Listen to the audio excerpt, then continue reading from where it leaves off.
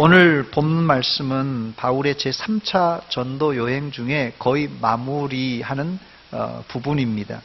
이제 배를 타고 밀레도에서 예루살렘으로 한 번에 갈 수 있어요. 지금 밀레도는 지금 터키 중심부에서 이제 배를 타고 한 번에 갈 수 있는 상황입니다. 그런데 이 밀레도에서 바울 사도가 누구를 만납니까? 에베소 장로님들을 불렀습니다. 사도행전 20장 17절에 나오는 말씀입니다. 바울이 밀레도에서 사람을 에베소로 보내어 교회 장로들을 청하니 했습니다. 밀레도에서 바울 사도가 에베소까지 사람을 보내 에베소 장로님들을 모시고 왔기 때문에 좋기 이틀은 소요되지 않았을까 생각이 되는데요. 지금은 길이 잘 뚫려 있어서 이 밀레도에서 에베소까지 약 65km라고 그럽니다. 이 에베소에서 밀레도까지 65km. 그래서 요새 길이 잘 나 있어서 택시로 가면 1시간 거리밖에 안 된다고 합니다. 65km니까 1시간에 충분히 갈 수 있겠죠. 그러나 과거에는 길이 좋지 않았기 때문에 걸어서 가서 사람을 데리고 와야 되기 때문에 좋기 이틀은 걸리지 않았을까 생각이 되는데요. 오늘 본문은 이 바울 사도가 밀레도에서 에베소 교회 장로님들을 초대하여서 밤늦게까지 나눈 말씀입니다. 바울 사도가 나눈 이야기의 중심은 자신이 과거 3년 동안 에베소에서 어떻게 목회했는지 그 내용을 다시 상기시켜주고 앞으로 에베소에는 내가 다시 갈지 안 갈지 모르는데 거의 가지 못할 줄 아는데 당신들 장로들을 세워놨으니까 여러분들이 에베소 교회를 잘 양무리들을 치십시오 하는 부탁의 말씀이 오늘 내용입니다. 첫 번째로 그렇다면 이 바울 사도가 3년 동안 에베소에서 가르친 내용은 무엇입니까? 본문 25절에 나와 있는데 그 중심 내용은 하나님 나라였습니다. 보라, 내가 여러분 중에 왕래하며 하나님의 나라를 전파하였으나. 왔다 갔다 하면서 에베소에서 3년 동안 왔다 갔다 하면서 이 에베소 교인들을 가르친 것이 주 내용이 하나님의 나라를 전파하였다 이렇게 말하고 있습니다. 사실 이것은 바울이 에베소에서 가르쳤던 내용입니다만은 예수님이 가르친 복음의 핵심도 이와 같습니다. 하나님 나라였어요. 사도행전 1장 3절 말씀 보니까 그가 고난받으신 후에 예수님입니다. 예수님이 고난받으신 후에 또한 그들에게 확실한 많은 증거로 친히 살아 계심을 나타내사. 고난받으신 것은 십자가의 죽음을 말합니다. 그 후에 확실한 많은 증거로 친히 살아계심, 부활의 증거입니다. 부활하시고 나서 40일 동안 이 땅에서 활동하시다가 40일 후에 승천하시게 됩니다. 예수님께서 죽으신 이후에 십자가에 달려 죽으신 후에 부활하시고 40일 어간 동안 하신 말씀이 있어요. 그들에게 자신의 이 부활한 몸을 보여줄 뿐 아니라 하나님 나라의 일을 말씀하시니라 그랬어요. 예수님께서 이 부활 후에 하실 말씀도 많았겠지만 한마디로 요약하자면 하나님 나라 일을 말씀하셨어요. 사도행전을 기록한 누가는 사도행전을 시작하는 1장에서 예수님이 이 땅에서 마지막까지 가르친 내용을 압축하여 하나님 나라라고 이야기하고 있고, 바울 사도가 에베소에서는 물론 1차, 2차, 3차 전도 여행을 다니면서 전한 복음도 하나님 나라였다고 말하고 있습니다. 더 나아가 누가는 사도행전을 마무리하면서 제일 마지막 구절, 사도행전 제일 마지막 구절입니다. 하나님의 나라로 마치고 있어요. 28장 30절, 31절입니다. 바울이 온 이태를 자기 셋집에 머물면서 자기에게 오는 사람을 다 영접하고 하나님의 나라를 전파하며, 이게 제일 마지막이에요. 사도행전의 제일 마지막 구절이 하나님의 나라를 전파하며 주 예수 그리스도에 관한 모든 것을 담대하게 거침없이 가르쳤다 이렇게 말합니다. 사도행전 1장을 기록하면서 예수님께서 하나님의 나라의 일을 말씀하셨다고 그러고, 중간에 바울 사도가 에베소에서 3년 동안 계속해서 전했던 복음이 하나님 나라였다고 말하고 있고, 마지막 사도행전을 마무리하면서도 끄트머리에 하나님의 나라를 전파했다는 구절로 마무리하고 있습니다. 이것은 누가 복음과 사도행전을 기록한 의사 누가가 예수님과 바울 사도의 가르침의 핵심이 한마디로 무엇이냐? 하나님 나라라는 것을 요약해 주고 있습니다. 사실 이 하나님 나라라는 주제는 성경 여기저기에 기록된 구절들이 많습니다. 그런데 여기저기에 기록된 이 성경 구절을 모자이크처럼 하나로 잘 맞추어 보면 성경 전체가 추구하는 방향은 이 땅이 아니라 하나님의 나라, 천국인 것을 명확하게 알 수 있습니다. 내 영혼이 은총 입어 중한 죄짐 벗고 보니 슬픔 많은 이 세상도 천국으로 와하도다. 할렐루야 찬양하세. 내 모든 죄 사함받고 주 예수와 동행하니 그 어디나 하늘나라. 할렐루야, 그 어디나 하늘나라입니다. 괴로운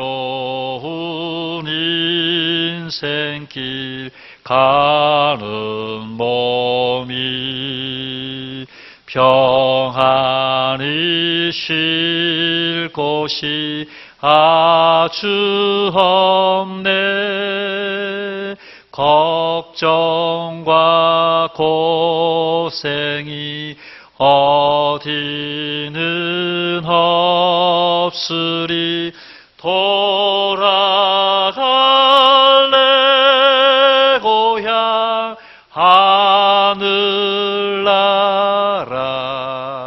할렐루야. 이 찬송에서 보는 것 같이 우리의 모든 정말 집중해서 나중에 좁혀서 가보니까 우리가 가야 될 곳 딱 한 곳입니다. 하나님 계신 하늘나라인 줄 믿으시기 바랍니다. 예수님의 십자가의 죽으심과 부활과 승천, 재림, 이 모든 복음의 엑기스가 결국은 하나님 나라로 요약되는 것이에요. 우리의 소망은 이 땅이 아닙니다. 뭐 잘 먹고 잘 살고 아파트 평수 늘려가고 집 한 채도 늘리고, 이 땅의 소망이 이것이 아니라 하늘나라인 줄 굳게 붙드시기 바랍니다.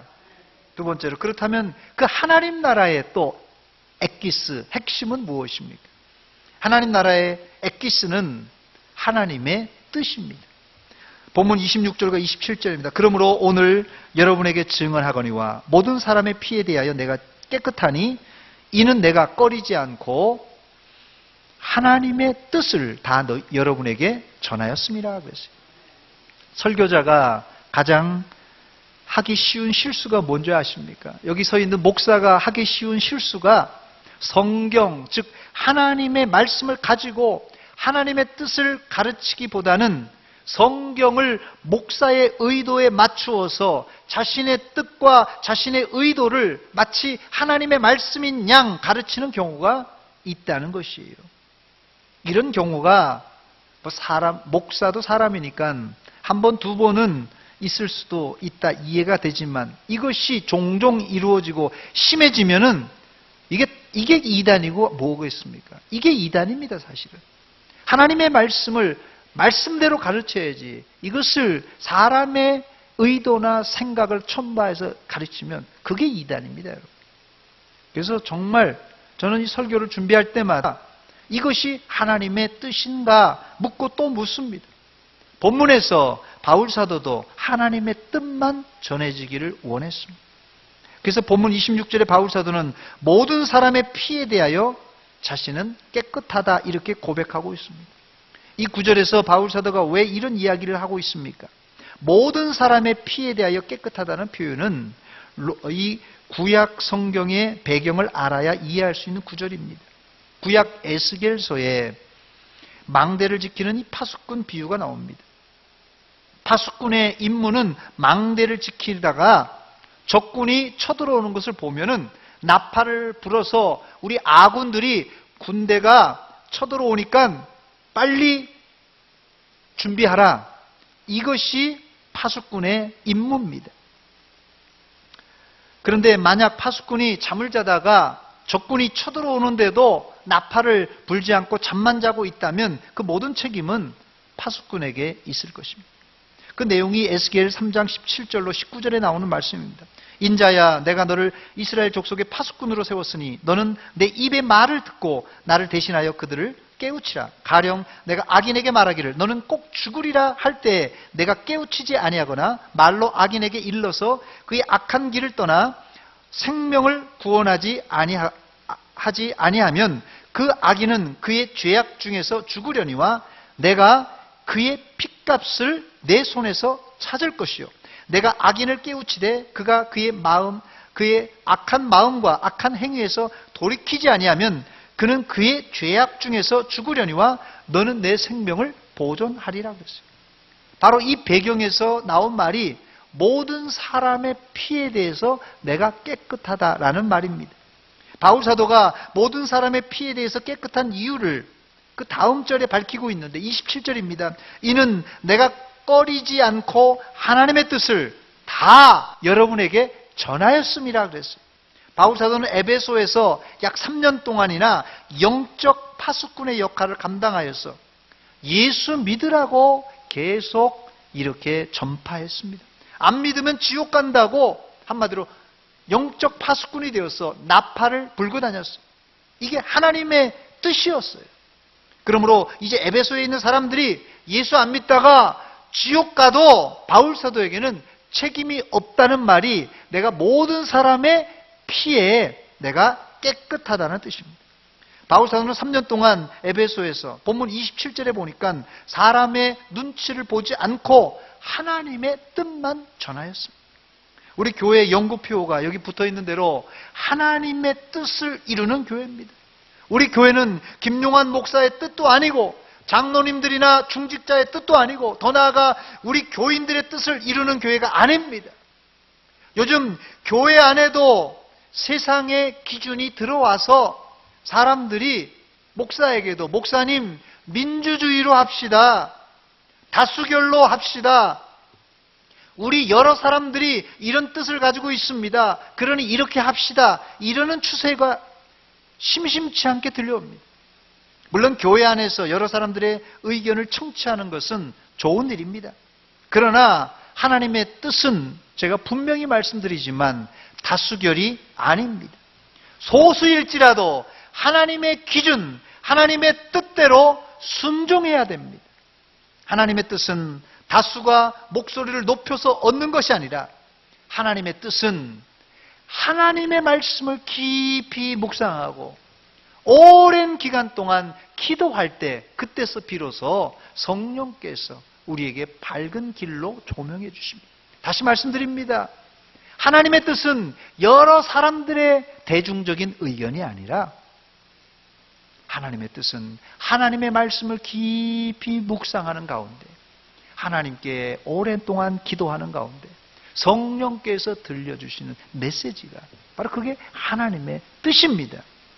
그러므로 바울 사도가 에베소 교회를 떠났지만은 자신이 과거 3년 동안 에베소에서 하나님 뜻만 전하고 하나님 뜻대로만 목회했듯이 이제 내가 떠났으니 이제 장로님들이 이제 이 에베소 교회를 맡아서 일해야 될 텐데 앞으로 하나님의 뜻대로 교회를 잘 이끌어 주십시오 하는 권면입니다.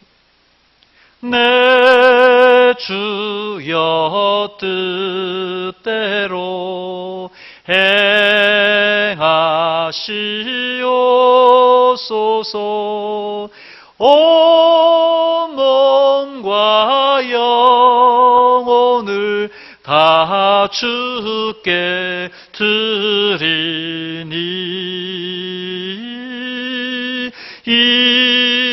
세상 고락간 주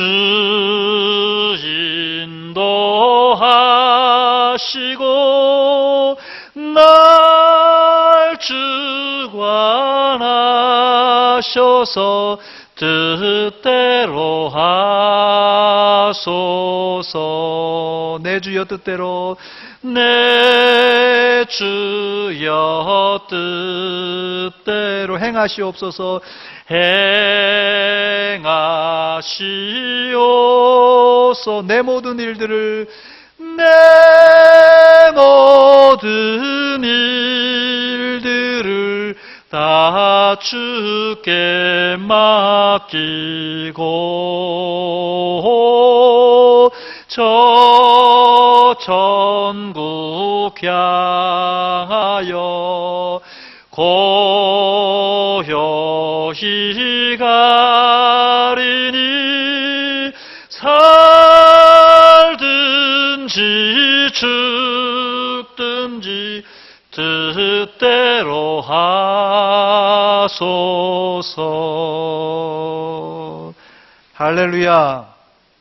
살든지 죽든지 우리는 내 뜻대로가 아니라 하나님의 뜻대로입니다.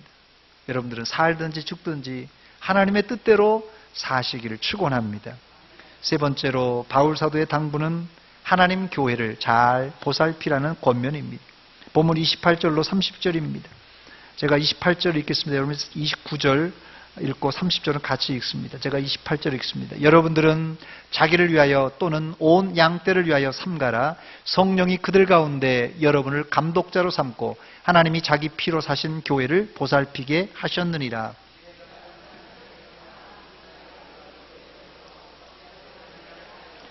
같이 읽습니다.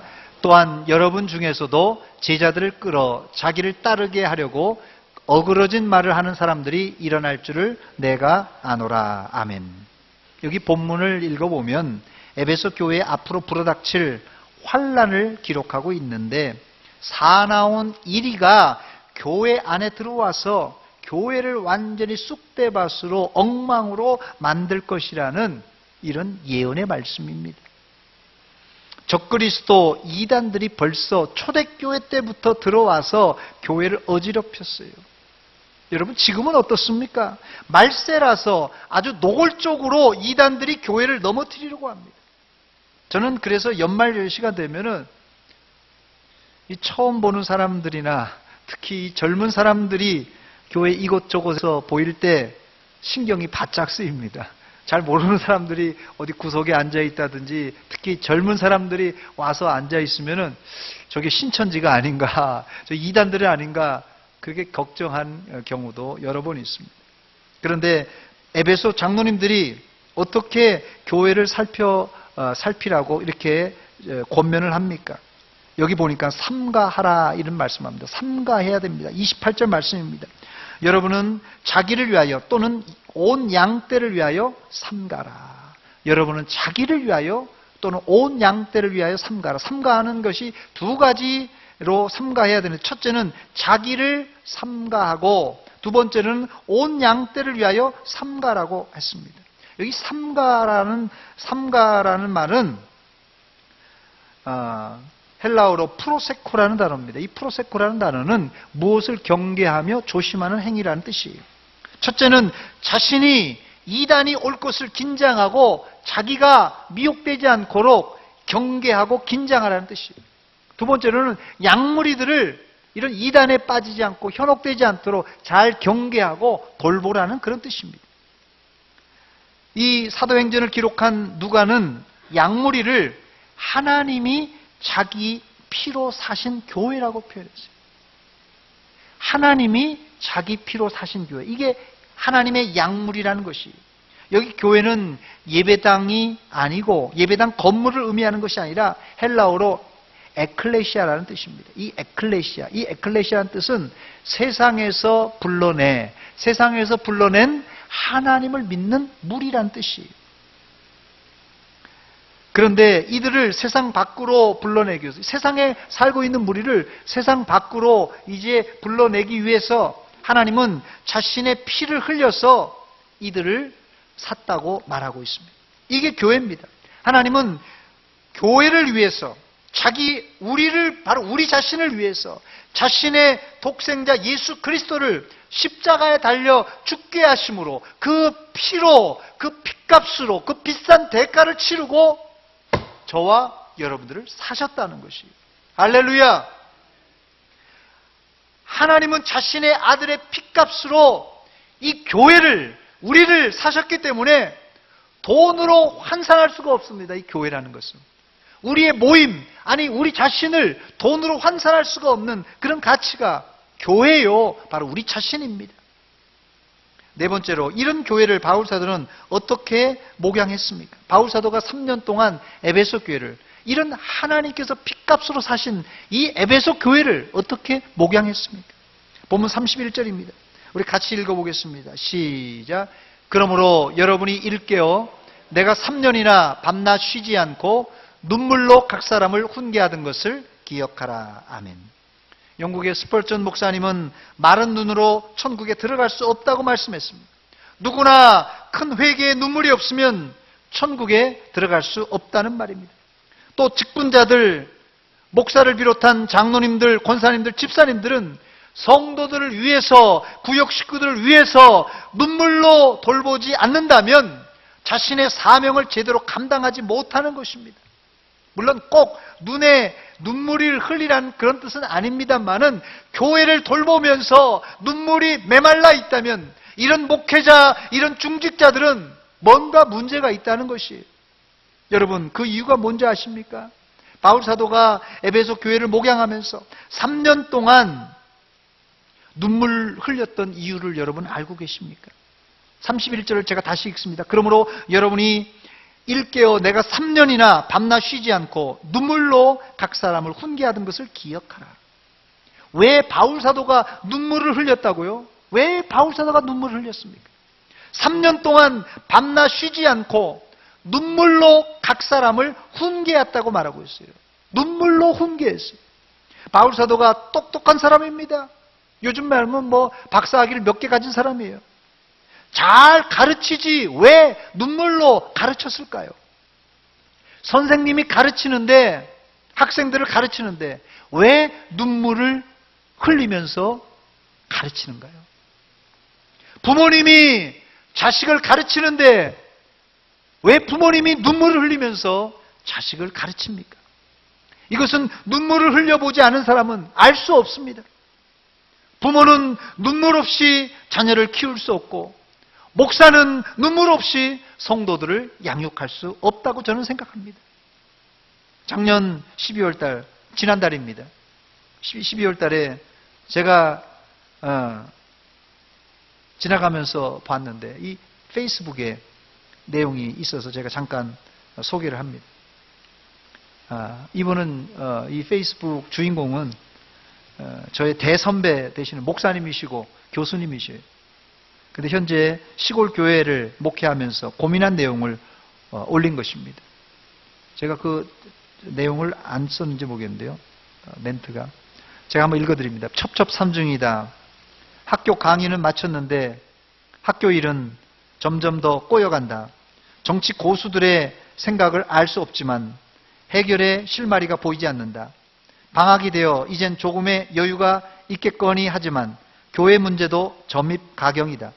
목회가 어려운 것은 익히 알고 있지만 지금의 교회에서 벌어지는 현상은 거의 이해가 가지 않을 정도다. 성도들끼리는 화해가 불가능한 것인가? 교회를 떠나지도 않는다. 결코 화해할 수 없다고 노골적으로 말한다.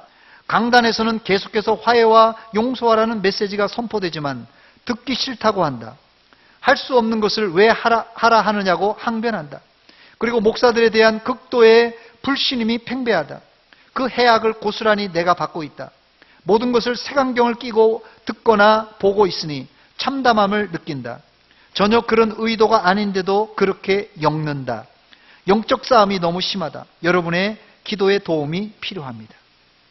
제가 존경하는 교수님이 60세 넘어서 청빙받아 간 교회의 상황입니다. 부임한 지 채 1년도 되지 않은 상황인데 교회 상황이 아주 심각합니다. 아마 이 목사님은 뜬 눈으로 밤을 지새우며 기도하고 또 눈물을 흘렸으리라 생각됩니다. 목회는 눈물 없이 못하는 것입니다. 얼마나 답답했으면 페이스북에다가 이런 글을 올렸겠습니까? 제가 그냥 별명이 스마일이라고 스마일 하니까 매일 웃으니까 그냥 우리 목사님은 특별한 걱정이 없는가 보다 이렇게 생각할지 모르겠는데요.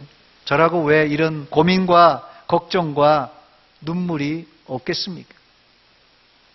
그래도 저는 감사한 것이 제 스스로 평가하기를 좀 낙천적인 성격을 가지고 있습니다. 이제까지도 험난한 일도 많았지만은 큰 걱정 없이 그래도 목회를 해온 것 같습니다. 제가 늘 쓰는 말이 있죠. 그게 뭡니까? 문제는 문제가 아니라 문제는 그 문제를 어떻게 푸느냐가 문제다라고 생각하고는 기도하고 때로는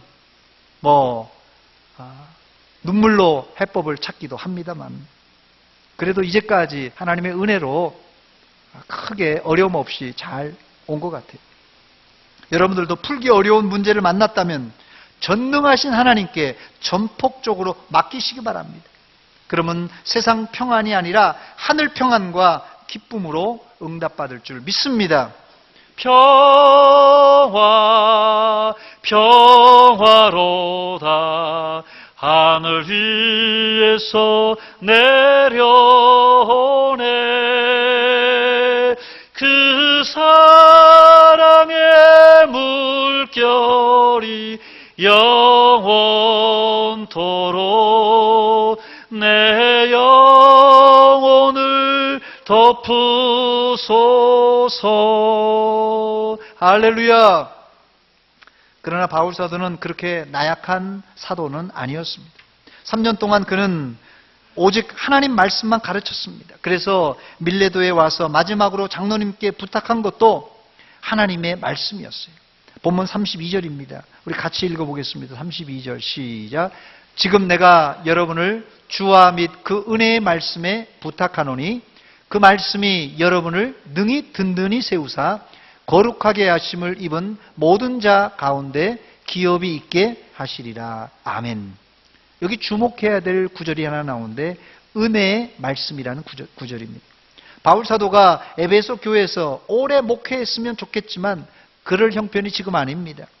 바울 사도는 지금 죽을 각오를 하고 어디로 올라갑니까? 예루살렘으로 올라가고 있습니다.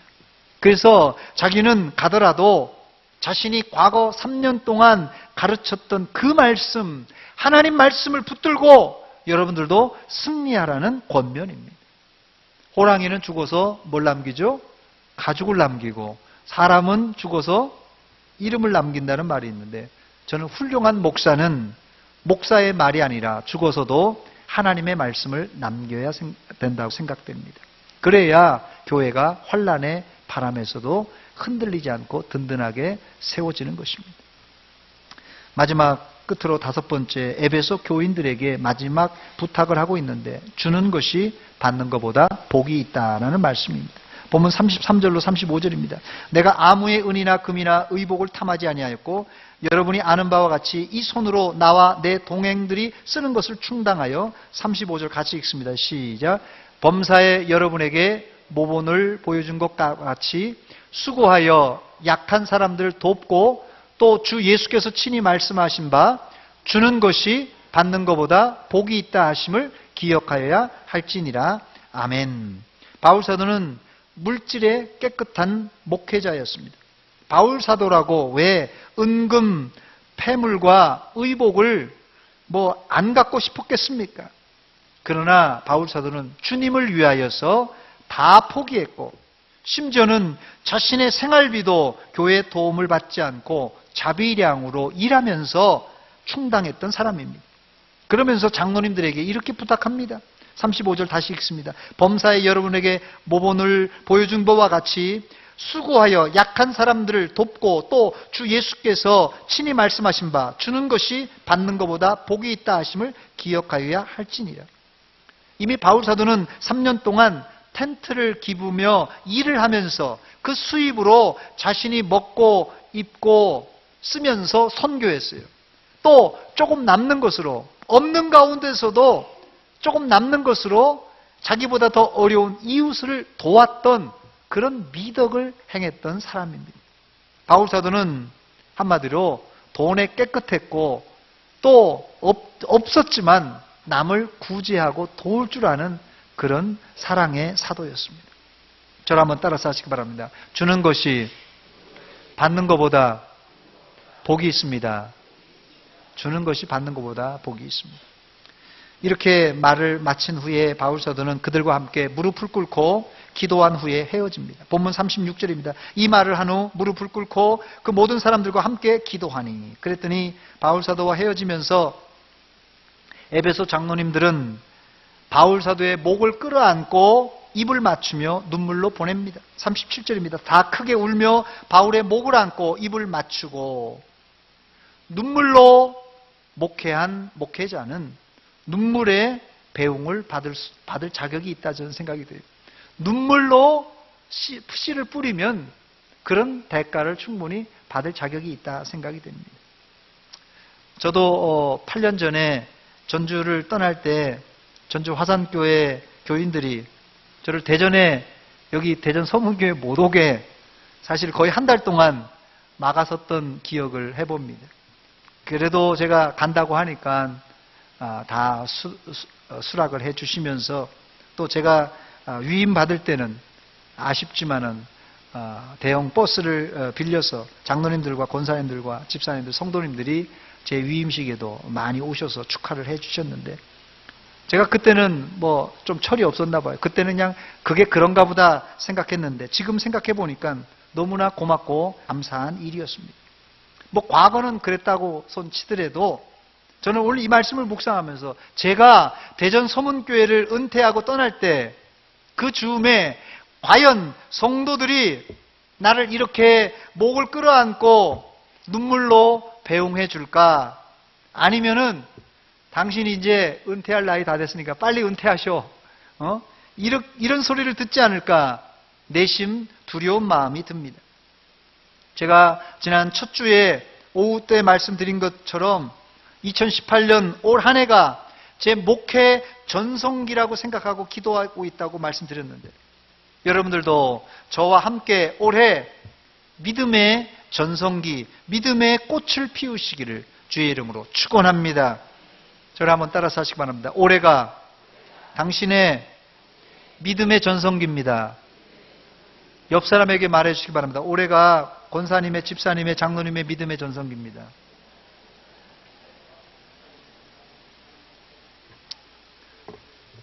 기도하겠습니다. 하나님 아버지, 오늘 바울 사도가 3년 동안 목회했던 에베소 교회 장로님들과 마지막 작별을 나누면서 나눈 말씀을 살펴보았습니다.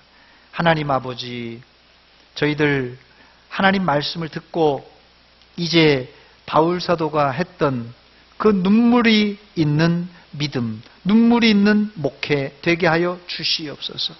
또한 우리가 다른 것이 아니라 하나님의 나라를 목표 지향점으로 삼고 이 땅이 아니라 하나님 나라를 바라보게 하여 주시옵소서.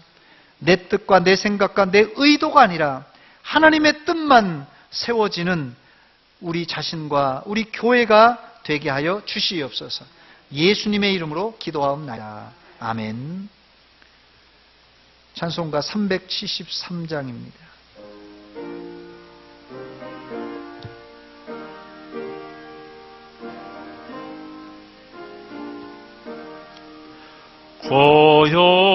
고요한 바다로 저 천국 향할 때 주 내게 순풍 주시니 참 감사합니다. 큰 불결이 일어나 나 쉬지 못하나 이 풍랑으로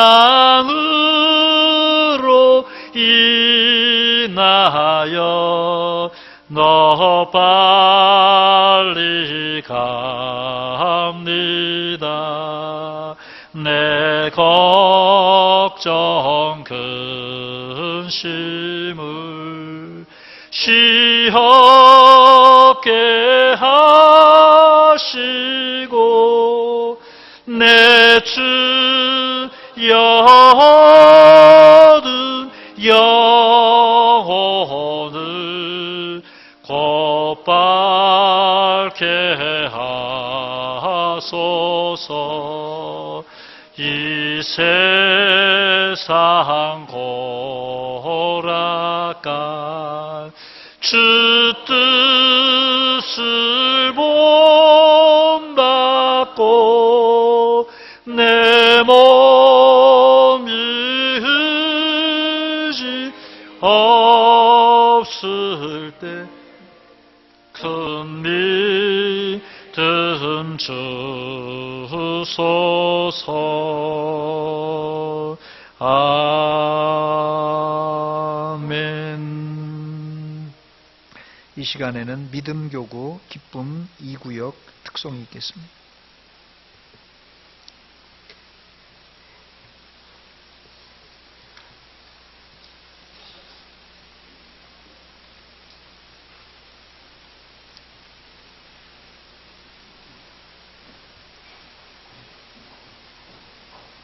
다음 주에는 이렇게 합시다. 마지막 찬송가 마지막 절에는 여기 와서 이렇게 줄을 서서 찬양 부를 대기를 하시다가 제가 소개하면 바로 찬양을 해 주시기 바랍니다. 무슨 말인지 알겠죠? 마지막 찬송가 마지막 절 부를 때 천천히 나와서 줄을 잘 서셨다가 이제 여러분들이 제가 소개를 하면 찬양을 해 주시기 바랍니다.